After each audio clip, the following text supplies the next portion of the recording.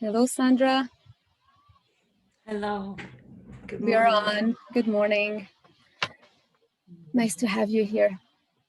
So, hello, everybody. Jennifer Akkad. I'm the host of the Authentic Woman You Are online broadcast. And today I have Sandra Shannon with us for the Voices of the Tribe monthly interview. Sandra has been part of the tribe for, I would say, about 9 months. Since the summer, right? Since last summer. Yeah, July.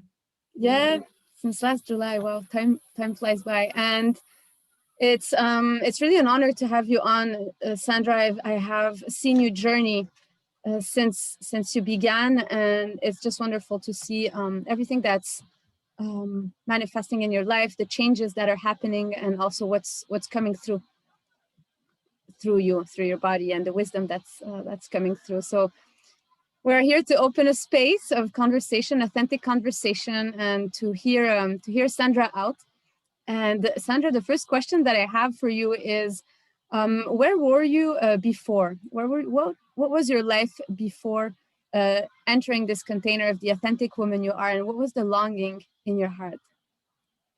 How did you get to meet us? Let's bring people into that journey. Okay, so I've had many journeys in my life, and they all accumulated, I think. So in June of last year, my father was living with me. I had just closed a business. My life was a little bit ridiculous, but I mean, it's been ridiculous for 20 years, and so that's okay. Um, But in the last year before June came, and I've been thinking about how to answer this question because I do think that uh, a lot of people know my story, and I did tell my story, but the bigger or the behind the scenes or the feeling of that story is before I ended up in the hospital, I had ceased to exist. Mm. That makes sense. So in all appearances, I existed, but I wasn't in touch with my body. I wasn't in touch with my mind. I didn't put clear thoughts together. In my work and in my life, I cherry picked the things that would reflect me in a way that would create an appearance that I was living, but I wasn't living. I didn't know who I was. I didn't know what my voice was. I very frequently would do things like say, "So, Jennifer, I wanted to talk to you about," and then just never finish that sentence. So there's people all around me not wondering what was going on. And I feel like when you ask I didn't have an intention. I didn't have any kind of intention. I knew that when I woke up in ICU after having a heart attack, I knew that I wanted to live. I didn't know what that meant at that point. No, I didn't even remember what it meant to be alive. And so how did that happen? It happened because of now I think that my situation is very extreme because I own a lot of businesses and those businesses are very demanding.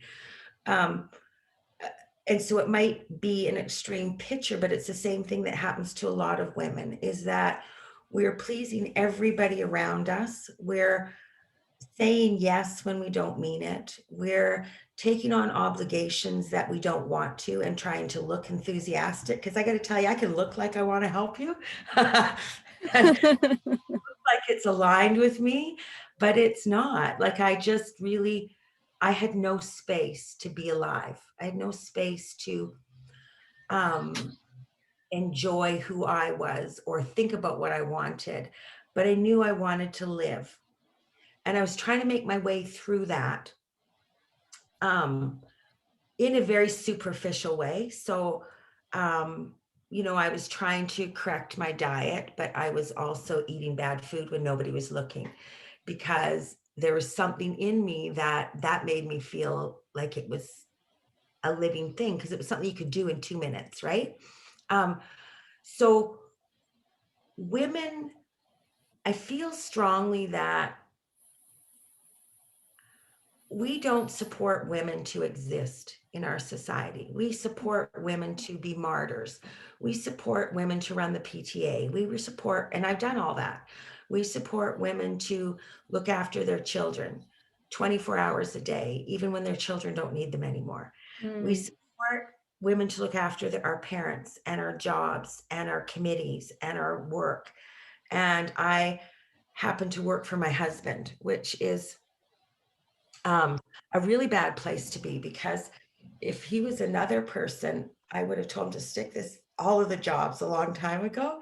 mm-hmm, But I want to please him because I love him, right? And mm-hmm, it's mm-hmm, what you want to do as a daughter, as a wife, as a mother, as a worker, as a nurse. We want to make everybody happy. We want to smooth it all over. We want to make the appearance that everybody's doing fine, and we want to take credit for all of it, right? yes, totally, totally. So I was lost, and a friend of mine, her daughter phoned me and said, "I want to support you in a health journey. I think that you're lucky you didn't die, um, Mm-hmm, and but I would like to see you live." And so she connected me with you. She also connected me with a personal trainer, and she started uh, looking at my blood sugars and diet and trying to affect those. Um, and it took a long time. So again, I cherry picked the things that would create the appearance that I was doing what needed to be done. And mm-hmm, we tell people and we talk the talk, and oh, look at me. Yeah, I had a heart attack, but now I'm exercising and I'm mm-hmm, eating properly. And I'm really not, because I'm not aligned with it. It's not internal. mm-hmm. Um So and the deep longing was to live. This voice inside of you that you heard was like, I want to live and I want to learn how to live, being more connected to myself. And then doors started not opening. Not really. So, yes, the doors started opening, but none of that was intentional. Mm, And so over the period of the one-on-one coaching, mm-hmm, I started to explore who I was and remove layers of who I needed to be, um, and what I actually wanted. And I'm still not 100% clear of what I want in the end, but I do know that I can trust myself to make that decision. You may want me to look after your kids, do your feet, do all of these things. And I'm feeling pretty good about saying no. I'm saying no a lot. Um, I'm going to bed early. So, who am I now in comparison? I'm a person that can make decisions for my health, and I'm a person that can make goals and get excited about them because they're mine. They're not your goals. They're not my husband's goals. They're not my kids' goals. They're my goals.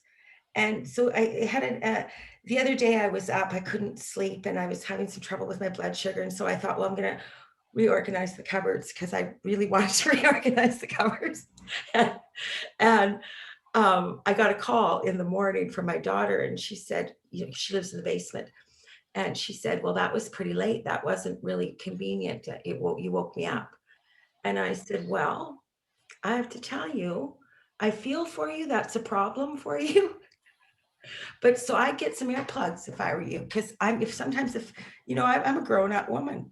I pay my bills. I work, and sometimes I get up at 2 o'clock in the morning to clean out the cupboards. I'm not feeling guilty about it, and that's a massive shift for me. A massive shift. Um, release the guilt. Release the guilt of not pleasing. That's what you mean?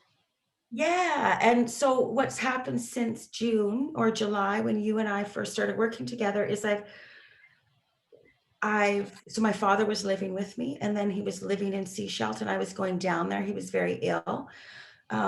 And suddenly before Christmas, I understood that it wasn't my responsibility to travel his journey at the end of his life. Like, there's Mm, reasons why, and it's a huge, complicated story, and it doesn't matter.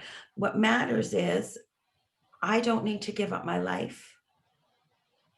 And I'm okay with that. And there's people that are wanting to make me feel guilty about that. I set up really good care, and I'm living my life, and I've given myself permission to live my life and to understand what I need. And so there's a lot of external things that I've done, and those are things that I'm feeling like I'm removing layers that are sitting on top of the person that is me, that is Sandy. Those layers are, a lot of them are external, a lot of them are internal. So, the tangible things are, I left, I came home and stopped looking after someone who didn't really need me to look after them. I have said no to clients. I said no to going out of town. I said no to cigarettes, so I'm not smoking. My diet is, I've just discovered this way to be and live that is minimal, but meets all my needs and makes me feel, I need to feel myself. And when you're eating way more calories than you need, or heavy foods, they cover you up and you can't feel yourself. And so I feel like the first 6 months I was working on the internal layers, the getting rid of the person that needs to please everybody, and understanding who I am and what I want and what makes me happy. And so I've explored music, I've explored painting, I've explored walking with friends, I've explored meditating is becoming a part of my life. I put rituals in my life that support me. So getting rid of other people's energy, because I do take on everybody's energy, and I feel okay to remove those layers. I don't feel guilty about anything. I just, the big thing is, if someone needs help, I'm more than happy to help them, but they need to ask for exactly what they want, and I need to not take over all of that. I would like to help, but I don't want to. Women, we martyr ourselves, and it's unnecessary. It doesn't give respect to other people's abilities. So the layers I've removed are, I've lost 20 pounds. And that's layers of, I mean, I have a lot of work to do, but I feel like I'm in a place where I could get strong again. To me, it's not about weight, or it's not about how I look. It's about removing the layers so I can be myself and I can be strong. I used to be a strong woman myself, not strong business, not strong. I was strong. Like, I could take, I could win money having arm wrestles with people just for fun. Because I was strong and confident. That creates a confidence in yourself. You don't, I could survive now where I don't think I could have survived, and I almost didn't, right? So now the layers are gone and I can hear my own voice. My own voice is, it's divine, it's beautiful, it's light, it sings, it's joyful.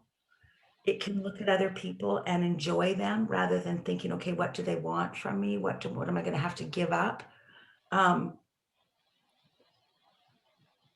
Saying no is something that women don't learn how to do, of my generation of women.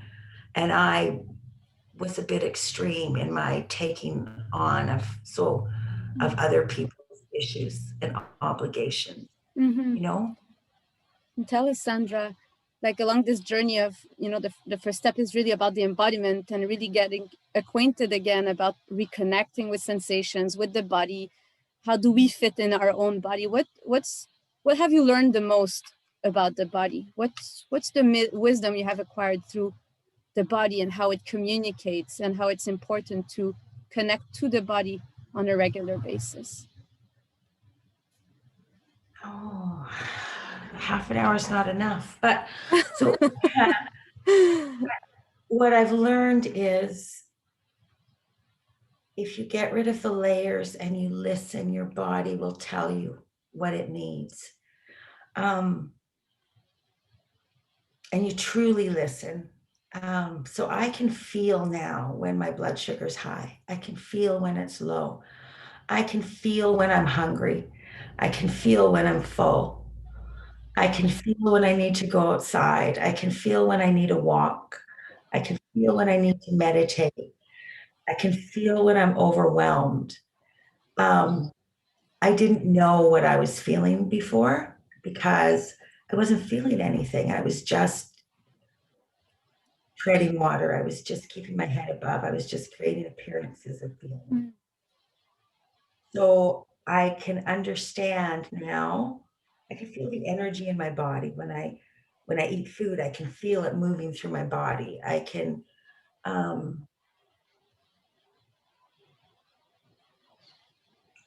so I couldn't sit cross-legged when we first met. I Very couldn't nice. cross, Yes. and I couldn't squat. Like I couldn't rise my own body. This is my body. I couldn't lift my own body from the ground to a standing position without, looking really, really awkward and getting a little help from something else. Mm. And it's important to be able to listen to your body, move your body, feel your body, and also your energy inside your body. So, and I'm okay now looking after my own body. So Mm. not eating things for other people's convenience. So so a really good description is I always used to think when life got chaotic, I would look at my purse and my purse would be a mess. And it was like a reflection of my life. And my body's the same. But I will throw garbage in my purse because it's more convenient than uh, interrupting other people to find out where the garbage is. So I just stuff it in there. Well, I did the same thing with my body. I stuffed garbage in my body. It was more convenient than saying, no, wait a minute. I need to go and have a cup of tea and something. I need to take some time and some space to nourish my body. Mm. I would say, okay, well, yeah, that cookie, I'll just eat that cookie because it's convenient for you that I do that. So Mm. it's the same as my purse. It's like it was full of garbage. My body was full of garbage, and removing those layers of garbage and things that don't align with me and things that are covering up myself. Mhm. So in my purse, it was covering up, my wallet or my insulin pen. In myself, it was covering up my spirit. Right? Mm. Makes sense. Mhm. And I've got a lot. I've still got more layers to get through, but I can see them now. I understand them. I can Mhm. heal them, remove them. I can pull them out and strip them energetically. Mhm. Yeah, and understanding that it's a journey, right? That we always have those layers to peel, and we're getting closer to our spirit, like you say. And tell us a bit about. I have two questions actually for you. The first one now that comes is about the gifts that you're encountering as you're peeling off those layers, and what are you discovering about yourself that you are wanting now to give back to others, but not in a way to please, but really because it's becoming an extension of your being. It's yes. Well, on a day-to-day basis, I'm giving back grace to people. Mhm. I'm giving understanding. I'm trying to teach people that. So I am the clinical resource for, hundreds of nurses, and they will call me, and when I had a lot of anger, I think, or impatience. Um, I had a call this morning and I'm teaching people, I think, how to have grace for other people and to have empathy and to look at things in a way that is more aligned with them. Um, it's very easy to allow drama. We're very attracted to drama, and I think on a regular basis, I'm cutting through that drama. I think I'm seeing people, whereas when you're so overburdened, every single encounter that you have, you're seeing people as a problem, and people aren't problems. Mm. So I'm connecting with people on a different level. So I think that's a gift, and it's a gift that I'm modeling to other people. And um, I'm understanding that I have a lightness and a joy about me that's a gift that people want to receive. Mm. Um, and I'm laughing more. And I think that, so I'm sharing in other people's spirits. I'm discovering my own spirit, and I'm being quite open about that. So I'm feeling really comfortable just talking about it in everyday conversations. And so it's changing every relationship that I have. I'm taking opportunity right now. My world is really infused with COVID and strangeness and panic, and um, I'm bringing light to every situation, and supporting people on a different level, and sharing my story with people who are, especially women my own age, that are in similar situations. So managers that I'm working with on a regular basis, usually in crisis mode.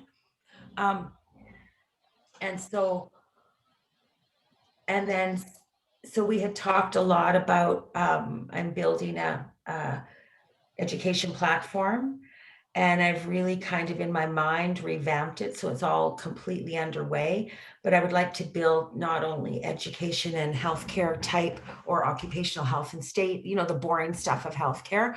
Um, I'm understanding that I have an ability to affect. So in my circle are about 30,000 registered nurses that are all feeling the stress of the last year. And so I'd like to infuse that with spirit, so not only education and doing your WMIS, because that's really boring. However, I'd like to build that into a platform that also has the ability to teach people about their spirit and not forgetting their spirit in this crisis, so that we, frontline workers in the last year have been challenged hard. And how do we support them? And through finding my spirit, I think I have gifts to give to help the women who've been through the year that they've been through, in a different way, in a more authentic way, right? Yes. And the other question I had for you is, what did you learn about about your womb and the power and your relationship to power? If you can drop a few lines on this. So what I've learned is that I have in my womb, and we saw it together, a vortex of energy. And what I've learned is to drop into that energy and to use that energy to guide me when I feel lost. And so I can close my eyes and get to the center of who I am, in any situation.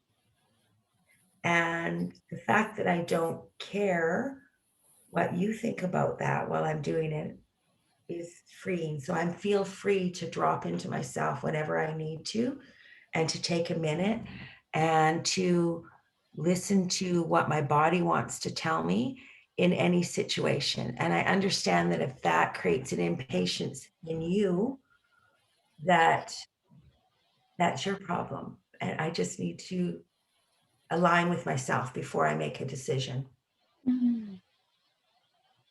Awesome. And what would you tell somebody who wants to jump on that kind of unknown path, who's at this, borderline of making a decision, but they're still scared of the unknown because it's kind of mysterious, right? When you haven't jumped on a path like this before, what would you tell them? What would be your suggestion, or to encourage them to enter such a process? Okay, well, the thing is, it's not mysterious at all. What I would tell them is, if you've lost your way, we all know that a miracle, sometimes in our lives, we need a miracle, and a miracle is really just a change in perception. And if you need to see the world through different eyes because it's not, you're not visible in that world, then that's a journey. It's a journey we all have to take, and we might not take it in this lifetime. We might not take it, but we all have to take that journey. And why not start now? Getting to know who you are and understanding. Our journey back to ourself is the only journey that really matters in our life. I don't understand all of the reasons of why we're here, but I do understand that if we need to know who we are before we can understand why. And we all have to take that journey. There's no, it's just a matter of when. It's just a matter of when, right? Yes. Yes. Thanks for sharing all of this, Sandra.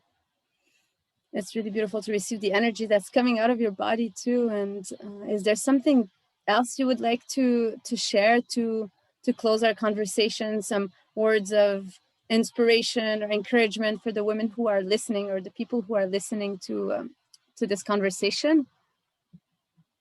Yeah, 100%.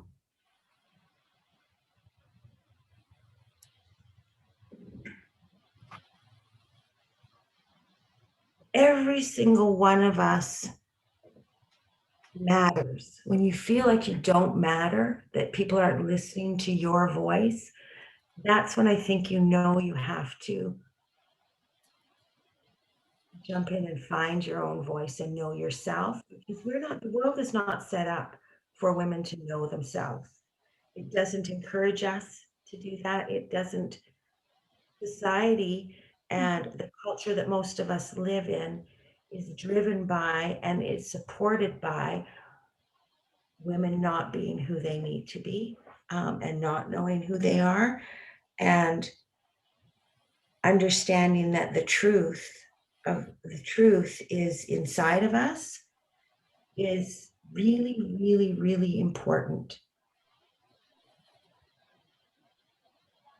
That's the message, is that we matter, each one of us, you know? Thank you.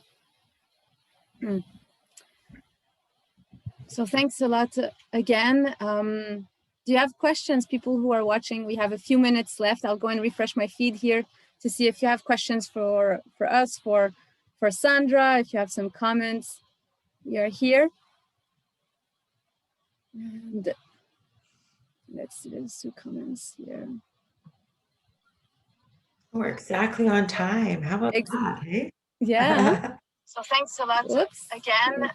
Do you have questions, people who are watching? We have a few minutes left. So there's a few comments. Catherine and Celine are there. Beautiful vibes. So much of realness, much love, and they're sending blessings. And thanks for showing up in your voice. So thank you everybody. Thanks for receiving, and thanks for being part of this community, this tribe. Thanks, Sandra, again for the trust in yourself, the trust you have in yourself of diving into that journey. And whoever is interested in that journey, contact us via the platform, via email. We are here, we are growing, and we really want to see everybody rise into this authenticity that you all have. Everybody matters, just as Sandra just shared with us. So let's close this, Sandra. Yeah, we'll close it. Thank you very much, and thank you for I'm not the same person I was, am I? So much love to you, and so much love, everybody. Hope you enjoyed this, and we'll keep you posted on the group for other interviews that are coming. All right. Bye, everybody. Great day. Good day.